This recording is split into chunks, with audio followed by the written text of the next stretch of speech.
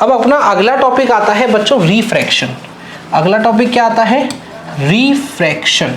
तुम याद करो जब इस चैप्टर की मैंने स्टार्टिंग की थी तो मैंने तुमको एक डायग्राम बताया था कि जैसे सपोज ये सरफेस है, ये डायग्राम बताया था मैंने तुमको, देखना ये सरफेस है और उस वक्त मैंने तुम्हें क्या बताया था, इस सरफेस की एक सीधी लाइन ले लेते हैं नॉर्मल, बोले, और यहाँ पे कोई रे आ रही थी इंसिडेंट रे, याद करना यहाँ पे कोई रे आ रही थी, इसको क्या बोलते हैं? Incident ray. ये इंसिडेंट रे ने यहाँ पे टप्पा खाया, टप्पा खा के इंसिडेंट रे दो काम कर रही थी, एक तो वापस लौट के उसी मीडियम में जा रही थी और एक लौट के दूसरे मीडियम में जा रही थी। याद करो, एक इंसिडेंट रे आई, उसने टप्पा खाया, टप्पा खा के उसने दो काम किए, एक रिफ्लेक्शन होके नीचे, एक दूसरे मीडियम में। तो जो भी रे रिफ्लेक्शन होके दूसरे मीडियम में, सेम मीडियम में जा रही थी, इसको बोल रहे थे रिफ्लेक्शन। इस फिनोमेना को क्या बोल रहे थे? रे जब भी टप्पा खा के उसी मीडियम में चल जाए तो इस फिनोमेना को क्या बोलते थे? रिफ्लेक्शन। वो आपने पूरा पढ़ लिया। अब रे ने क्या किया, टप्पा खाने के बाद इस पूरे फिनोमेना को, रे दूसरे मीडियम में शिफ्ट हो गई, रे ने टप्पा खाया और वो दूसरे मीडियम में शिफ्ट हो गई। तो जब भी रे एक मीडियम से पास होके दूसरे मीडियम में चली जाए तो इस फिनोमेना को क्या बोलते हैं? इस फिनोमेना को बोलते हैं रिफ्रैक्शन। इस फिनोमेना को क्या बोलते हैं? रिफ्रैक्शन। रिफ्रैक्शन कब होता है? रिफ्रैक्शन तब होता है, रिफ्रैक्शन जब होता है जब भी कोई लाइट रे अपना मीडियम चेंज कर ले। जब भी कोई लाइट रे अपना मीडियम चेंज कर ले, तो लाइट रे जब भी अपना मीडियम चेंज कर लेगी तो उस मीडियम चेंज को क्या बोला जाएगा? उस मीडियम चेंज को बोला जाएगा रिफ्रैक्शन। उस मीडियम चेंज को क्या बोला जाएगा? रिफ्रैक्शन। तो इंसिडेंट रे आई, अच्छा देखो अब और इसमें टर्मिनोलॉजीज है। इंसिडेंट रे आई तो इसके एंगल को क्या बोलते हैं? Angle of incidence. क्या बोला जाएगा? Angle of incidence. रिफ्रैक्शन किया तो रिफ्रैक्शन होने के बाद ये रे गई, इस रे को बोला जाएगा रिफ्रैक्टेड रे। और रिफ्रैक्टेड रे जो एंगल बनाएगा, रिफ्रैक्टेड रे जो एंगल बनाएगा, एंगल, इस एंगल को बोला जाएगा angle of refraction.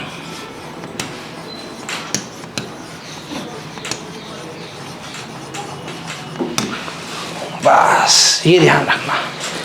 Incident ray जो एंगल बनाएगी एंगल ऑफ इंसिडेंस, ये हो गया रिफ्रैक्टेड रे जिसने रिफ्रैक्शन किया, और जो रिफ्रैक्टेड रे एंगल बनाएगी उसको क्या बोला जाएगा? Angle of refraction. तो जब भी लाइट रे अपना मीडियम चेंज कर ले, एक मीडियम से वो दूसरे मीडियम में जाए, तो ऐसे फिनोमेना को बोला जाता है रिफ्रैक्शन। ऐसे फिनोमेना को क्या बोला जाता है? ऐसे फिनोमेना को रिफ्रैक्शन बोला जाएगा। ऐसे मीडियम को रिफ्रैक्शन बोला जाएगा। आई कहानी समझ में? ठीक है, आगे चलो। अब तुमने रिफ्रैक्शन रियल लाइफ में कहाँ देखा है? ये पेंसिल पड़ी होती थी, ये थोड़ी सी ऐसे टेढ़ी हो जाती थी इस वजह से, तो ये भी क्या है? रिफ्रैक्शन। ये क्या है? रिफ्रैक्शन। और डेफिनेशन पढ़ो, डेफिनेशन पढ़ो। The phenomena of change in the path of light as it pass through one transparent medium to another. एक मीडियम से दूसरे मीडियम में जाए, one medium to another medium, जब भी लाइट रे ट्रेवल करती है, जब भी लाइट रे एक मीडियम से दूसरे मीडियम ट्रेवल करती है, तो ऐसे मीडियम को, ऐसे फिनोमेना को क्या बोला जाता है? ऐसे फिनोमेना को बोला जाता है रिफ्रैक्शन। ऐसे फिनोमेना को क्या बोला जाता है? रिफ्रैक्शन। ऐसे फिनोमेना को क्या बोला जाता है? रिफ्रैक्शन। ठीक है, अब रिफ्रैक्शन बोला जाता है। अब है ना, इसमें दो, एक टर्म और आती है, एक नई टर्म आती है, तुम पहली बार सुनोगे, रिफ्रैक्टिव इंडेक्स। क्या आती है? Refractive index. रिफ्रैक्टिव इंडेक्स क्या होता है वो समझना। अब देख, वैसे जो उसका डिनोशन है ना, जिससे हम इसको डिनोट करते हैं, वो उसको डिनोट करते हैं लेटर एन से, या फिर कभी कभी कोई म्यू से भी डिनोट कर देता है। तो उसके दो तरीके के डिनोशन है, या तो एन से डिनोट होंगे या म्यू से डिनोट होंगे, या तो एन से डिनोट होंगे या म्यू से डिनोट होंगे। तो ये हो गया हमारा रिफ्रैक्टिव इंडेक्स। रिफ्रैक्टिव इंडेक्स का मेन काम क्या है, अगर मैं तुम्हें देसी भाषा में समझाऊँ ना मोटा मोटा काम क्या है, तो उसका मेन काम है ये बताना कि ये कोई मीडियम डेंसर है या रेयरर है, कोई मीडियम डेंसर है या रेयरर है। ठीक है, जिसका रिफ्रैक्टिव इंडेक्स ज़्यादा होगा वो मीडियम डेंसर होगा। जैसे सपोज तुम्हें दो रिफ्रैक्टिव इंडेक्स दे रखे हैं, एक रिफ्रैक्टिव इंडेक्स दे रखा है 1.5 और एक रिफ्रैक्टिव इंडेक्स दे रखा है 2। एक बात अच्छे से ध्यान रखना, रिफ्रैक्टिव इंडेक्स जो है वो यूनिटलेस क्वांटिटी है, इसकी कोई भी यूनिट नहीं है, इसकी कोई भी यूनिटलेस क्वांटिटी, इसकी कोई भी यूनिट नहीं होती, it is a unitless quantity. दो रिफ्रैक्टिव इंडेक्स दे रखे हैं, एक रिफ्रैक्टिव इंडेक्स दे रखा है 1.5 और एक रिफ्रैक्टिव इंडेक्स दे रखा है 2। एक रिफ्रैक्टिव इंडेक्स क्या दे रखा है 2। तो रिफ्रैक्टिव इंडेक्स का मेन काम होता है ये पता लगाना कि इन दोनों क्वांटिटीज में से कौन डेंसर है। ये मोटा मोटा है, कभी भी जाके स्कूल वाले टीचर को ये मत समझा के आना कि रिफ्रैक्टिव इंडेक्स का ये मतलब होता है। ये मैं तुमको समझा रहा हूँ, तुमको उसको क्या समझाना है वो भी बताऊंगा, है ना। तो रिफ्रैक्टिव इंडेक्स, जैसे इसमें से रिफ्रैक्टिव इंडेक्स किसका ज्यादा है, 2 का, तो ऑटोमेटिकली 2 हो गया डेंसर और एक 1.5 वाला हो गया रेयरर। तो रिफ्रैक्टिव इंडेक्स का मेन काम है ये बताना कि कौन सा मीडियम डेंसर है, कौन सा मीडियम रेयरर है, कौन सा मीडियम डेंसर है, कौन सा मीडियम रेयरर है। जैसे कि देखो एक और देखो, एक हो गया n बराबर 2 और एक हो गया n बराबर 2.1। तो अब बताओ कौन सा ज्यादा है, तो जो ज्यादा है वो डेंसर होगा। तो इस बार ये वाला मीडियम ये वाला डेंसर हो गया और इस बार ये वाला मीडियम क्या हो गया, रेयरर। इस बार ये वाला मीडियम क्या हो गया, रेयरर। तो एक बात और नोटिस कर बेटा, जो मीडियम n बराबर 2 का यहाँ डेंसर था वो अब यहाँ पे आके रेयरर हो गया इसके कंपैरिजन में।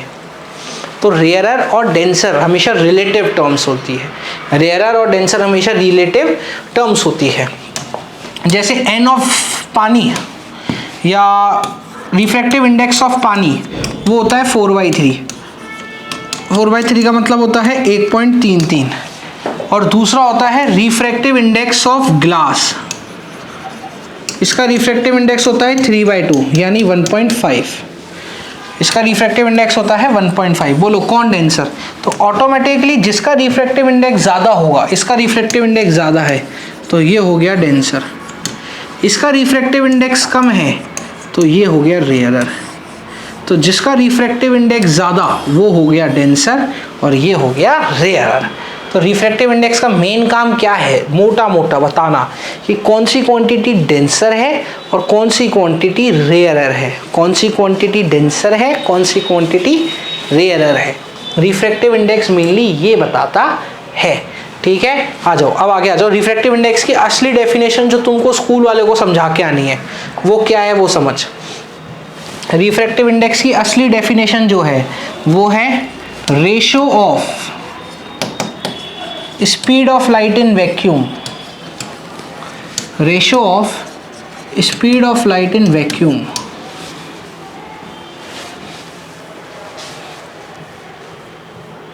Ratio of speed of light in vacuum to the ratio of speed of light in air, sorry ratio of speed of light in medium। ये होता है रिफ्रैक्टिव इंडेक्स की डेफिनेशन जो तुमको स्कूल वाले टीचर को बता के आनी है। ये तुम्हें स्कूल वाले टीचर को बतानी है, स्कूल में भी यही बताओगे और एग्जाम में भी यही लिखोगे। क्या होता है देखा, रेशो होता है speed of light in vacuum. अच्छा वैक्यूम लिख लो या साथ में सुनना, साथ में यहाँ पे एयर भी लिख सकते हो, ठीक है, एयर। तो ratio of speed of light in vacuum, बोलो speed of light in vacuum और एयर कितनी होती है। Speed of light in vacuum और एयर होती है 3 × 10⁸ मीटर पर सेकेंड। यानी ये स्पीड ऑफ लाइट है जिसकी वजह से लाइट रे ट्रेवल कर रही है। जैसे सन से जो रे आ रही है वो किस स्पीड से आ रही है, वो इस स्पीड से आ रही है 3 × 10⁸ मीटर पर सेकेंड। ठीक है, 30 करोड़ मीटर पर सेकेंड लाइट रे ट्रेवल करती है। तुमको पता है सन से लेके 1 सेकेंड में लाइट की रे कितना ट्रेवल कर रही है, 30 करोड़ मीटर पर सेकेंड। और सन की रे सन से निकल के अर्थ तक आने में उसको करीबन 8 से 8.5 मिनट का टाइम लगता है। सोचो 30 करोड़ मीटर पर सेकेंड चल रही है, 30 करोड़ मीटर चल रही है 1 सेकेंड में। उसको वहाँ से यहाँ आने में 8 मिनट का समय लगता है। और जो तुमको सबसे पास का स्टार है ना, जो सबसे पास स्टार देखते हो टिमटिमाता हुआ, वो असलियत में टिमटिमाता तो नहीं है, खैर वो तुम आगे पढ़ोगे, है ना। जो तुमने स्टार देखा है वो जो आसपास थोड़ा टिम टिम टिम टिम टिम टिम करता रहता है, वो उसकी जो सबसे पास का रे है, उस एक रे को निकलने में लगते हैं 4 साल। यानी जो तारा आज चमकेगा सबसे तेज, जो पास का तारा होगा, वो 4 साल पहले चमका होगा। और कई कई स्टार्स तो ऐसे होते हैं जो 12-12 साल बाद, यानी 12 साल पहले जो वो रे निकली होगी, वो आज जाके तुमको तुम्हारी आंखों में दिखेगी। तो इतना भी रे को टाइम लगता है ट्रेवल करने में, ठीक है। रे की स्पीड क्या है हवा में? 3 × 10⁸ तो रिफ्रैक्टिव इंडेक्स का रेशो बताते हैं। तो रिफ्रैक्टिव इंडेक्स क्या हो गया? Speed of light in vacuum, हमेशा सी से डिनोट करते हैं इसको, हमेशा इस पॉइंट को याद कर लेना। Speed of light in vacuum को हमेशा किससे डिनोट करेंगे? सी से। रेशो किसका है? Speed of light in vacuum to the speed of light in medium, यानी वी का। वी किस में होगी? वी उस मीडियम में होगी जिसका रिफ्रैक्टिव इंडेक्स हमको पता लगाना है। तो एन ऑफ मीडियम बराबर क्या हो जाएगा? जिस मीडियम का रिफ्रैक्टिव इंडेक्स मेरे को पता लगाना है उसमें इसका रेशो होगी। सिंपल, ये हो गया मेरा रिफ्रैक्टिव इंडेक्स जो तुमको स्कूल को समझाना है कि n बराबर c/v। तो n बराबर, देख c की वैल्यू तो हमेशा फिक्स है और ये वेलोसिटी हो गई मीडियम की, तो ये फॉर्मूला भी मैं लिख सकता हूँ। c की वैल्यू हमेशा जिंदगी में ये रहेगी, ये तुम याद रख लो, ठीक है, याद रख लो या दिमाग में छपा लो, दिमाग में छाप लो, ठीक है। स्पीड ऑफ लाइट कितनी होती है? 3 × 10⁸ मीटर पर सेकेंड। ये हो गया हमारा रिफ्रैक्टिव इंडेक्स। तो मेनली जो तुमको बताना है वो बताना है ratio of speed of light upon speed of light in medium, ठीक है। और मेनली रिफ्रैक्टिव इंडेक्स मोटा मोटा हमको क्या बताता है कि कौन डेंसर है कौन रेयरर है, कौन डेंसर है और कौन रेयरर है। यहाँ तक बात समझ में आ गई बच्चों? चलो, तो आपको समझ में आया रिफ्रैक्टिव इंडेक्स स्कूल वालों को क्या बताना है? रिफ्रैक्टिव इंडेक्स बताना है speed of light in medium upon speed of light in air. ये स्पीड ऑफ लाइट किस में होगी? एयर में। और ये वाली किस में होगी? मीडियम में। ये वाली किस में होगी? मीडियम में। अच्छा देख, एक बात और ध्यान रखना, रिफ्रैक्टिव इंडेक्स जो वेलोसिटी है उसके इनवर्सली प्रोपोर्शनल है। रिफ्रैक्टिव इंडेक्स वेलोसिटी के कैसे प्रोपोर्शनल है? Inversely proportional. तो जिसका रिफ्रैक्टिव इंडेक्स ज़्यादा होगा उसकी वेलोसिटी कम होगी। इसको इंपॉर्टेंट पॉइंट करके लिख लेना। अगर रिफ्रैक्टिव इंडेक्स ज़्यादा हुआ, क्या रिफ्रैक्टिव इंडेक्स ज़्यादा हुआ तो वेलोसिटी कम होगी, रिफ्रैक्टिव इंडेक्स कम हुआ तो वेलोसिटी ज़्यादा होगी। अरे यार, इन्वर्सली प्रोपोर्शनल है ना, ऑटोमेटिक सी बात है। तो तुम्हें समझ में आ गया? कोई तुमको कह दे कि देखो सर 2 मीडियम आपको दे रखे हैं, ठीक है जी, कौन कौन से 2 मीडियम हैं? बोले ये 2 मीडियम हैं, इस मीडियम का रिफ्रैक्टिव इंडेक्स, इस मीडियम का रिफ्रैक्टिव इंडेक्स है 4/3 नहीं, 4/3 नहीं, इस मीडियम का रिफ्रैक्टिव इंडेक्स है 1.8, इस मीडियम का रिफ्रैक्टिव इंडेक्स है 1.2। तो कौन रेयर कौन डेंसर? तो भाई जिसका रिफ्रैक्टिव इंडेक्स ज़्यादा वो हो जाएगा डेंसर, जिसका रिफ्रैक्टिव इंडेक्स कम वो हो जाएगा, ओ दिख ही नहीं रहा, वो हो जाएगा रेयरर। तो रिफ्रैक्टिव इंडेक्स ज़्यादा है तो डेंसर, रिफ्रैक्टिव इंडेक्स कम है तो रेयरर। डेंसर का क्या मतलब हुआ? डेंसर का ये मतलब हुआ कि इसके अंदर जो पार्टिकल्स है, पार्टिकल्स वो क्या होंगे? पास पास पास पास होंगे इसके पार्टिकल। डेंसर मतलब यही तो होता है, इसके पार्टिकल्स जो है वो कैसे होंगे? एक दूसरे के क्लोजर, डेंस होगा। और ये क्या है? रेयरर। तो इसके पार्टिकल्स कैसे होंगे? इसके पार्टिकल्स होंगे थोड़े दूर दूर। इसके पार्टिकल कैसे होंगे भाई? दूर दूर। अबे ये कहाँ गया? तुम तो बेटा पीछे जाके थोड़ा रिवाइंड कर सकते हो, दिख नहीं रहा तो पता नहीं कहाँ गया यार, बताओ यार, गायब हो गया। कोई बात नहीं बेटा, कोई बात नहीं। तो अपन ने तो लिख ही लिया था रिफ्रैक्टिव इंडेक्स क्या होता है? c/v। और जिसका रिफ्रैक्टिव इंडेक्स ज़्यादा उसकी वेलोसिटी कम होगी। क्यों? क्योंकि इनवर्सली प्रोपोर्शनल है। रिफ्रैक्टिव इंडेक्स कम तो वेलोसिटी ज़्यादा। यहाँ तक की बात तुम्हें समझ में आई क्या? सुपर से भी ऊपर का कंसेप्ट है। पक्का रिफ्रैक्टिव इंडेक्स का नॉर्मल तुम्हें समझ में आया? ठीक है। अब देखो, ये तो वही दे रखा है रिफ्रैक्टिव इंडेक्स क्या होता है, ठीक है, ratio of speed of light in vacuum to the speed of light in medium. देख लो भाई क्या दे रखा है, defined as the ratio of speed of light in vacuum, किससे लिखते हैं, सी से, speed of light in medium V से, हो गया रिफ्रैक्टिव इंडेक्स। ठीक है भाई, आगे आ जाओ। अब आता है रिलेटिव रिफ्रैक्टिव इंडेक्स। वो कब काम आएगा, जैसे सपोज करो तुम्हें दो रिफ्रैक्टिव इंडेक्स दे रखे हैं, ठीक है, देखना दो रिफ्रैक्टिव इंडेक्स दे रखे हैं, इसका रिफ्रैक्टिव इंडेक्स दे रखा है कितना, इसका रिफ्रैक्टिव इंडेक्स दे रखा है n1, इसका रिफ्रैक्टिव इंडेक्स दे रखा है n2। ठीक, तुमसे बोल दे मुझे दोनों के बीच में रिलेटिव मतलब क्या होता है, मुझे दोनों के बीच में रिलेशन बताओ, मुझे दोनों के बीच में क्या बताओ, रिलेशन। तो कैसा रिलेशन, तुमसे पूछ ले n1 बताओ विथ रिस्पेक्ट टू n2। मैंने कहा मुझे रिलेटिव रिफ्रैक्टिव इंडेक्स RRI बताओ। क्या है RRI? RRI है मेरा रिलेटिव रिफ्रैक्टिव इंडेक्स, किसके रिस्पेक्ट में, n1 with respect to n2 बताओ। या मैंने कहा मुझे रिलेटिव रिफ्रैक्टिव इंडेक्स बताओ n2 with respect to n1। दोनों के एक दूसरे के रिलेटिव में कैसे निकालेंगे, तो देखो कैसे निकालेंगे। क्या दे रखा है, n1 with respect to n2, तो जो पहले दे रखा है उसको बाद में लिख दो, with respect to divide n2, ये हो गया इसका रिलेशन। क्या कह रहा है, relative refractive index n2 with respect to n1, तो n2 पहले दे रखा है तो पहले n2 रख दो, n1 बाद में दे रखा है तो बाद में n1 लिख दो। ये क्या हो गया मेरा, ये हो गया मेरा रिलेटिव रिफ्रैक्टिव इंडेक्स। क्या हो गया, n1, और उसको पता है कैसे और लिख सकते हैं, 1 पहले आया है तो 1 2, इसमें 2 पहले आया है तो 2 1।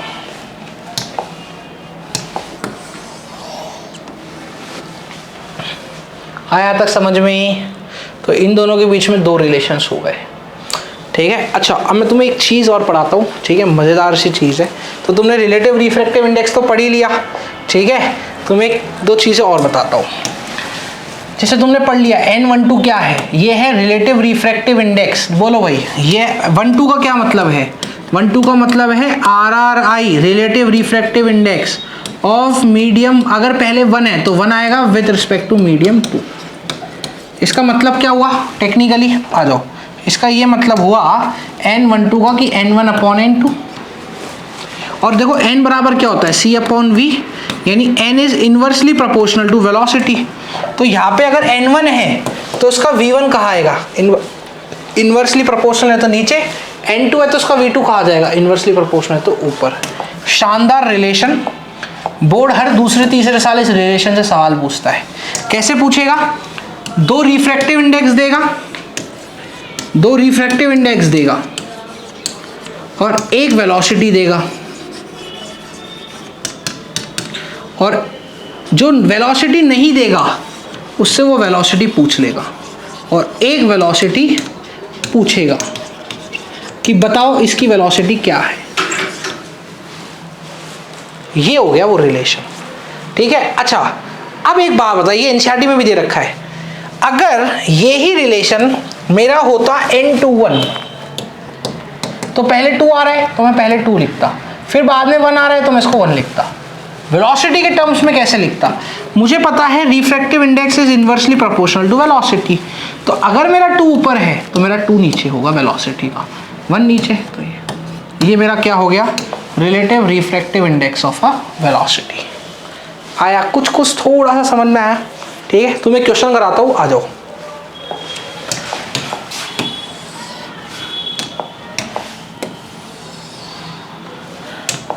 ये रिफ्रैक्टिव इंडेक्स है पानी का, कितना, 4/3। ये रिफ्रैक्टिव इंडेक्स है ग्लास का, कितना, 3/2। ठीक, दो रिफ्रैक्टिव इंडेक्स है।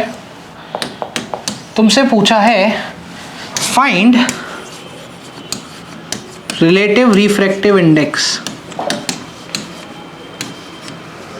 ठीक है, of glass with respect to water.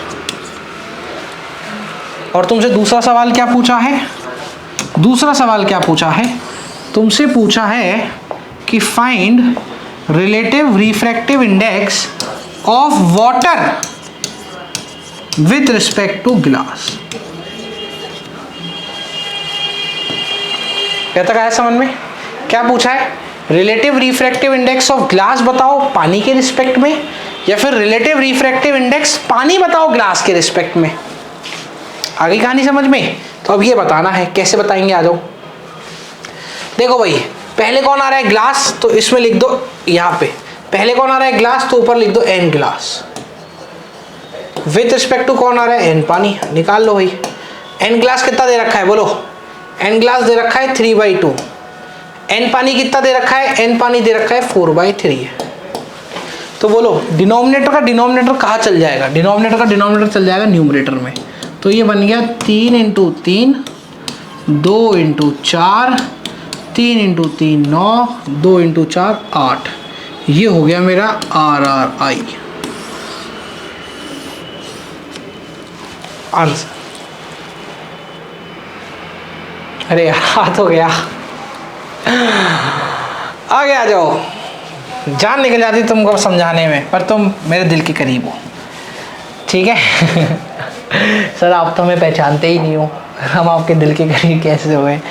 नहीं यार, तुम जो सब मेरा चैनल देखते हो लिटरली दिल से अच्छा लगता है। आ जाओ। रिलेटिव रिफ्रैक्टिव इंडेक्स ऑफ पानी, तो रिफ्रैक्टिव इंडेक्स ऑफ पानी, पहले पानी लिख दे, रिफ्रैक्टिव इंडेक्स ऑफ पानी लिख दे। क्या लिख? फिर relative refractive index of glass, तो ग्लास लिख दे। रेशो निकाल ले। पानी का रिफ्रैक्टिव इंडेक्स ऊपर से देख 4/3, ग्लास का रिफ्रैक्टिव इंडेक्स 3/2, तो डिनोमिनेटर का 2 ऊपर चला गया, तो 4 × 2/9 कितना हो गया? 8/9। ये हो गया मेरा रिलेटिव रिफ्रैक्टिव इंडेक्स। ये क्या हो गया मेरा? Relative refractive index answer. ये इस तरीके से आपको रिलेटिव रिफ्रैक्टिव इंडेक्स निकालना है। आया बात समझ में? हाँ, तो एक शानदार चीज़ और बताओ। अरे तो बोर नहीं होगा, मेरे को पता है। n12 को क्या लिखूंगा? n1/n2। n21 को क्या लिखूंगा? n2/n1। दोनों को मल्टीप्लाई कर दे, n12 × n21 कर। n12 को क्या लिख सकता हूँ? n1/n2। n21 को क्या लिख सकता हूँ? उधर से देख, n2/n1। मार, कट गए, आया 1। तो n12 × n21 आ गया 1। यहाँ से यानी जो मेरा n12 होगा वो उल्टा होगा n21 का। यही तो हुआ है कि n जो ग्लास का पानी का था वो 9/8 था, और पानी ग्लास का कितना हो गया? 8/9। तो देख दोनों एक दूसरे के रेसिप्रोकल ही तो है। दोनों एक दूसरे के क्या है? रेसिप्रोकल ही तो है। पानी, ये क्या है? पानी विद रिस्पेक्ट टू ग्लास 8/9। ये क्या है? ग्लास विद रिस्पेक्ट टू पानी है। पानी मतलब ऐसा लिख देता हूं, ये क्या है? ये है water with respect to glass 8/9। ये क्या है? ये है हमारा, ये है glass with respect to water W, वो है 9/8। तो एक दूसरे के उल्टे ही तो है। आई बात समझ में? पक्का? चलो नेक्स्ट की ओर बढ़ते हैं। 1-2 सवाल और है इस पे इंपॉर्टेंट, फिर मैं तुम्हें थोड़ी और इसकी थ्योरी बताऊंगा, इसकी थ्योरी कैसे करनी है आगे, ठीक है? तो आ जाओ नेक्स्ट सवाल की ओर बढ़े। ये तो मैंने तुम्हें पढ़ा ही दिया। आ जाओ नेक्स्ट जो उस पर टॉपिक है वो क्या है वो समझो। चलो इसमें एक कंसेप्ट और आता है, ठीक है? वो कंसेप्ट क्या है वो समझ। दो अलग अलग रिफ्रैक्टिव इंडेक्स दे दिए तेरे को। एक क्वेश्चन और है, बहुत अच्छा क्वेश्चन है। ये क्वेश्चन तुमको काफ़ी बार बोर्ड में देखने को मिलेगा। मुझसे पढ़ के जा रहे हो मतलब तुम्हें समझ में आ जाएगा, ठीक है? इसका रिफ्रैक्टिव इंडेक्स है 4, नहीं इतना भारी भी नहीं देते। इसका रिफ्रैक्टिव इंडेक्स है 2 और इसका रिफ्रैक्टिव इंडेक्स है 1, ठीक है? 1 में स्पीड ऑफ लाइट है 3 × 10⁸ मीटर पर सेकेंड दे रखी है। तो तुमसे पूछ रहा है 2 में स्पीड ऑफ लाइट बताओ कितनी होगी। ओहो, देख ये कौन सा सवाल हुआ? 2 रिफ्रैक्टिव इंडेक्स दे दिए, एक वेलोसिटी दे दी। देख देख देख, 2 रिफ्रैक्टिव इंडेक्स दे दिए, 2 रिफ्रैक्टिव इंडेक्स दे दिए, ठीक है, एक वेलोसिटी दे दी, दूसरी वेलोसिटी पूछी है, तो बस लगा दूंगा, खत्म आंसर। तो देख मैं क्या करूँगा, मैं लगाऊंगा n1 अपॉन n2, वेलोसिटी दे दी ना, तो मेरे को पता है रिफ्रैक्टिव इंडेक्स की वेलोसिटी कैसी है, इन्वर्सली प्रोपोर्शनल, तो उसका v1 आ जाएगा नीचे, इसका v2 आ जाएगा ऊपर। तो n1 क्या है, n1 है मेरा 1, n2 कितना है मेरा 2, 1 के अंदर वेलोसिटी कितनी दे रखी है 3 × 10⁸, मुझे वेलोसिटी पूछी है, मुझसे वेलोसिटी पूछी है, तो इसकी वेलोसिटी कैसे निकालूंगा, इसको इधर क्रॉस मल्टीप्लाई कर दूंगा, इसको इधर क्या कर दिया क्रॉस मल्टीप्लाई, तो 3/2 कितना हो गया 1.5 × 10⁸ मीटर/सेकेंड, मेरा आंसर आ गया, वेलोसिटी आ गई। Simple, this is a topic. अब तेरे को सेम क्वेश्चन कराता हूँ बोर्ड का, आजा। अच्छा ये तो सिंपल सा क्वेश्चन है, देखो इसमें रिफ्रैक्टिव इंडेक्स दे रखा है 1.5, रिफ्रैक्टिव इंडेक्स कितना दे रखा है 1.5, और तुमसे कह रहा है स्पीड ऑफ लाइट बताओ वैक्यूम में, वो स्पीड ऑफ लाइट बताओ मीडियम में, और जबकि speed of light in vacuum कितनी है c, वो कितनी दे रखी है 3 × 10⁸। तो देखो मुझे पता है n बराबर क्या होता है c/v, ठीक है, n बराबर क्या होता है c/v।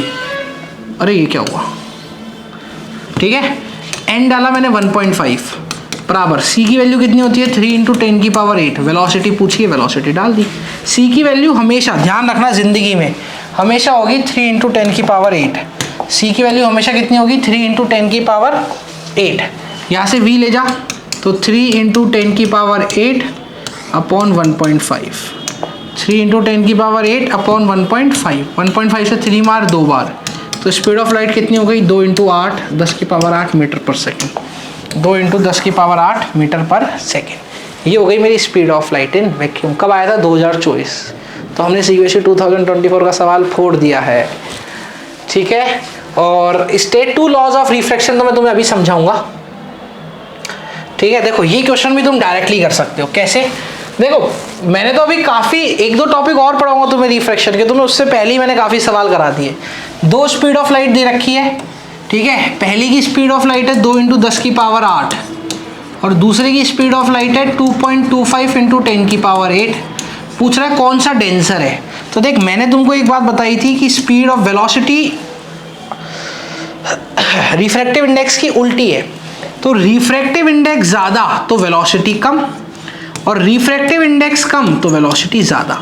मुझसे क्या पूछ रहा है, किसकी वेलोसिटी, कौन डेंसर है, यानी किसका रिफ्रैक्टिव इंडेक्स ज़्यादा है, तो जिसका रिफ्रैक्टिव इंडेक्स ज़्यादा होगा उसकी वेलोसिटी कम होगी। किसकी वेलोसिटी कम है, इसकी, तो इसका रिफ्रैक्टिव इंडेक्स ज़्यादा है। ये किसका था, ग्लास का, तो ग्लास का रिफ्रैक्टिव इंडेक्स ज़्यादा हुआ।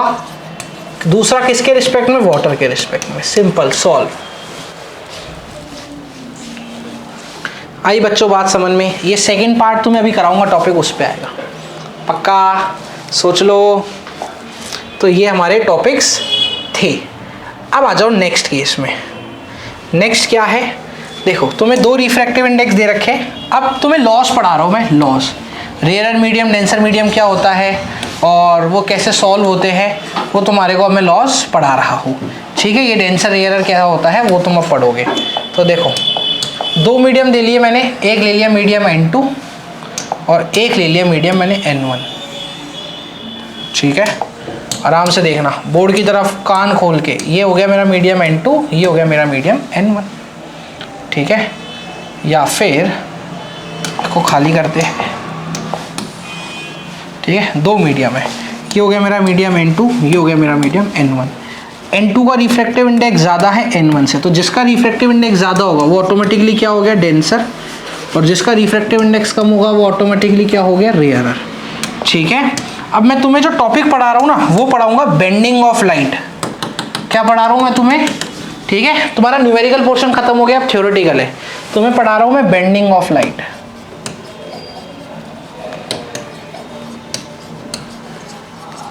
कब, जब मीडियम चेंज होगा, when a light change a medium,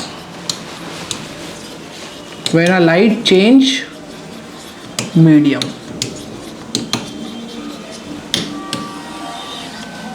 bending of light, जब कोई लाइट एक मीडियम चेंज करती है। तो देखो भाई, लाइट रे आई, इंसिडेंट रे थी, ठीक है। एंगल ऑफ इंसिडेंस भी क्या होगा इसका, आई, एंगल ऑफ इंसिडेंस भी इसका क्या होगा, आई। अब कौन से मीडियम में जा रही है, डेंसर। डेंसर की मीडियम कैसे है, पास पास पास पास पास पास।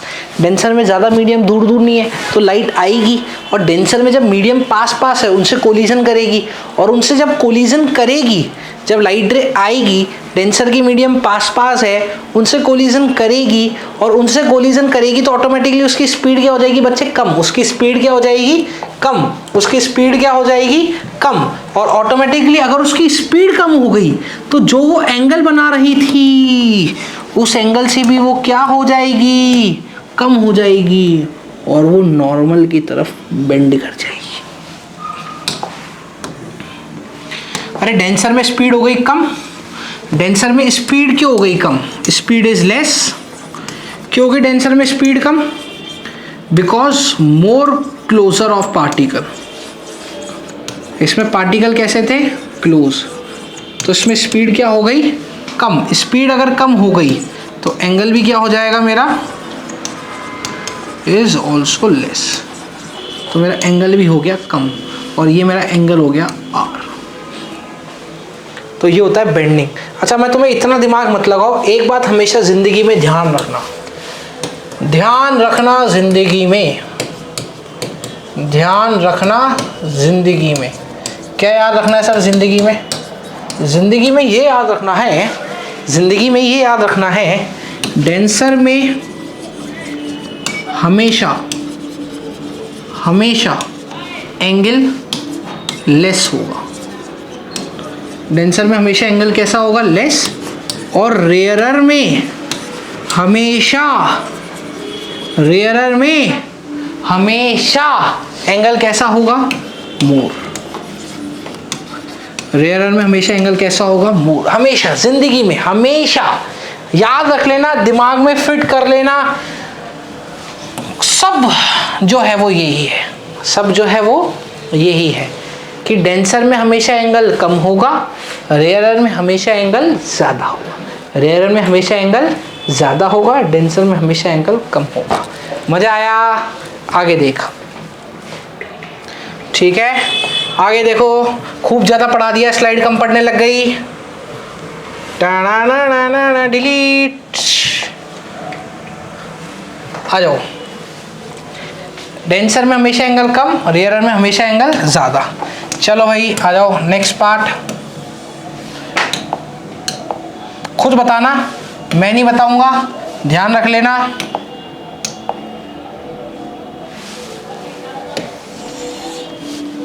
दो मीडियम दे रहा हूं, मीडियम 1 मीडियम 2, ठीक है, आ जाओ, बोलते रहो भारत माता की जय, बोलते रहो। ये लाइट रे आ रही है, ये मीडियम N1, ये मीडियम N2। एक बात ध्यान रखना, N2 कम है N1 से, तो N1 कैसा हो गया मेरा डेंसर, और N2 कैसा हो गया मेरा रेयरर, ठीक है। नॉर्मल खींचो, कैसा परफॉर्म करेगी, जो लाइट रे आ रही है वो तो एंगल आई बनाएगी। बोल, डेंसर में जा रही है रेयरर में, बोल भाई, डेंसर में जा रही है रेयरर में, रेयरर में, रेयरर में हमेशा एंगल क्या रहेगा, ज़्यादा रहेगा। रेयरर में हमेशा एंगल कैसा रहेगा, रेयरर में हमेशा एंगल ज़्यादा रहेगा, तो ये आई एंगल से ज़्यादा एंगल बनाएगी, तो ज़्यादा एंगल बनाएगी तो क्या बोलेंगे, अवे फ्रॉम नॉर्मल। ज़्यादा एंगल बनाएगी तो क्या बोलेंगे, अवे फ्रॉम नॉर्मल। अगर कम एंगल बनाती तो क्या बोलते, जैसे इसने कम एंगल बनाया तो क्या बोलेंगे, बोलेंगे टूवर्ड्स नॉर्मल। क्या बोलेंगे, टूवर्ड्स नॉर्मल। आई बच्चों बात समझ में, मेरे को लगता है बच्चों अब आपको आ गई होगी बात समझ में। तो चले, तो जब भी डेंसर से रेयरर, डेंसर में हमेशा एंगल कम और रेयरर में हमेशा एंगल ज़्यादा, ठीक है। ज़्यादा एंगल को बोलेंगे, ज़्यादा एंगल को क्या बोलेंगे, अवे फ्रॉम नॉर्मल। ज़्यादा एंगल को क्या बोलेंगे, अवे फ्रॉम नॉर्मल। और कम एंगल को क्या बोलेंगे, टूवर्ड्स नॉर्मल। कम एंगल को क्या बोलेंगे, टूवर्ड्स नॉर्मल। हमेशा लाइफ में याद रख लेना एक चीज़ कि ज़्यादा एंगल को ये बोलेंगे और उसको कम बोलेंगे। आई बच्चों बात समझ में। एक और तुम्हें देता हूँ, करो, ट्राई करो, ट्राई करो, ट्राई करो, ट्राई करो, ट्राई करो। ठीक, लाइट रे आ रही है आई एंगल में, ये डेंसर है। बताओ डेंसर में हमेशा एंगल कैसा हो जाएगा बच्चे? कम। तो अगर एंगल कम हो जाएगा तो लाइट रे कुछ इस तरीके से जाएगी, तो ये एंगल क्या हो गया हमारा? कम हो गया। तो क्या बोलेंगे इसमें? Towards normal. क्या बोलेंगे? Towards normal. सिंपल। आगे आ रहा, देख केस देख, ये रेयरर मीडियम था तो इसमें आई एंगल ज़्यादा था, डेंसर मीडियम में आर एंगल कम था। सिंपल सी बात है। देख ये रेयरर मीडियम है, इस बार देख रेयरर मीडियम में फिर से एंगल क्या हो गया? ज़्यादा हो गया, और डेंसर मीडियम में हमेशा की तरह एंगल क्या हो गया? कम हो गया। बात आ गई समझ में? याद रखने वाली बात है बेंडिंग में। अब आगे आ जाओ, laws of reflection, refraction, laws of refraction, sorry reflection पढ़ाता ज़्यादा हो गया। Laws of refraction. अब हम लास्ट पार्ट की ओर बढ़ गए इसके, ठीक है, स्नेल लॉ की ओर। लॉज ऑफ रिफ्रैक्शन, पहला ये लॉ है। चलो एक वो उठा के ले आता हूँ डायग्राम भी, कोई भी एक डायग्राम उठा के ले चलते, इसको ले चलते डायग्राम को उठा के, ठीक है, ये डायग्राम ले चलते हैं, इससे लॉ समझते हैं, ठीक है। पहला लॉ क्या है बेटा? पहला लॉ ये है, ओहो आ नहीं रहा, ठीक है भाई, नहीं आ रहा तो नीचे आएगा।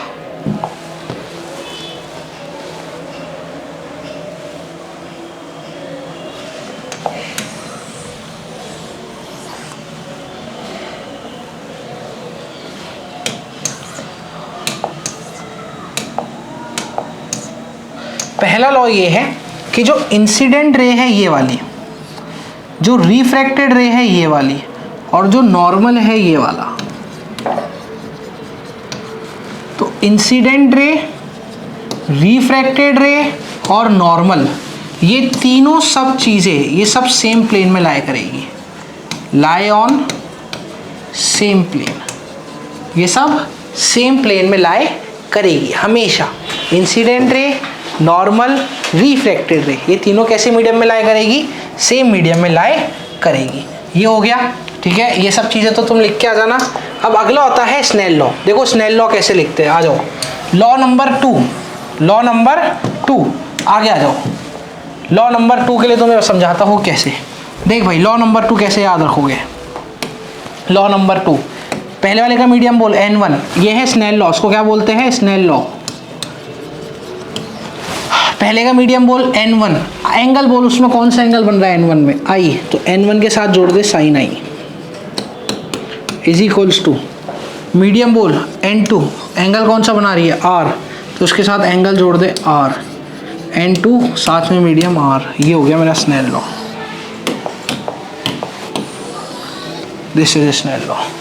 मीडियम इंटू साथ में उसके खुद का एंगल, मीडियम इंटू साथ में उसका angle, this is law number 2 and this is known as Snell law. 2 laws पढ़े थे रिफ्रैक्शन के, इसमें से एक पढ़ा दिया N1 sin I बराबर N2 sin R। Simple. Solve करने का तरीका बताता हूँ, आजा। लास्ट क्वेश्चन होगा ये तुम्हारी इस क्लास का, ठीक है। इससे ज़्यादा तुम्हें रिफ्रैक्शन पढ़ने की कोई ज़रूरत नहीं है। इसका रिफ्रैक्टिव इंडेक्स है, इसका रिफ्रैक्टिव इंडेक्स देता हूँ, ठीक है। इसका रिफ्रैक्टिव इंडेक्स दिया जाए √2, √2 नहीं देते, इसका रिफ्रैक्टिव इंडेक्स दे दो तुम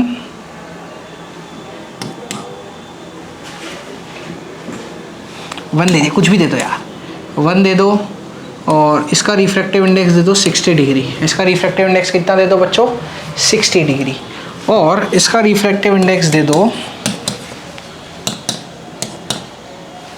कुछ भी दे दो, उसका रिफ्रैक्टिव इंडेक्स दे दो 2, ठीक है। और मुझे यहाँ पे एंगल बताओ, क्या एंगल बनेगा? आ जा, मुझे एंगल बताओ। चलो आ जाओ, क्या लगाएंगे जब भी ऐसा केस हो? Snell law. स्नेल लॉ क्या है? पहला मीडियम इंटू उसका एंगल I, दूसरा मीडियम इंटू उसका एंगल R। तो पहला वाला मीडियम क्या है? 1, तो 1 लिख दिया, इंटू उसका एंगल I, उसके अंदर एंगल कितना है? 60 लिख दिया, बराबर। दूसरा मीडियम कितना है? 2 लिख दिया, इंटू उसके एंगल मेरे को पता नहीं है तो मैं क्या लिख दूंगा? Sine R।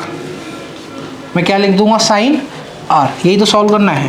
तो 1 इंटू साइन 60 तो √3/2 होता ही है, और ये हो गया 2 इंटू साइन आर। ये कितना हो गया 2 इंटू साइन आर। तो साइन आर कैसे लिखेंगे, 2 को उठा लेंगे नीचे तो ये बन जाएगा √3/4। तो मेरा साइन आर की वैल्यू कितनी आ गई, √3/4। ये मेरा आंसर आ गया। ठीक है, अब साइन को उधर ले जाना सॉल्व नहीं होगा इससे ज़्यादा, ठीक है, ये यहीं पे सॉल्व हो गया। तो इसको लगाना बोलते हैं स्नेल लॉ। ये क्वेश्चंस मैंने आपको कराई ही दिए हैं।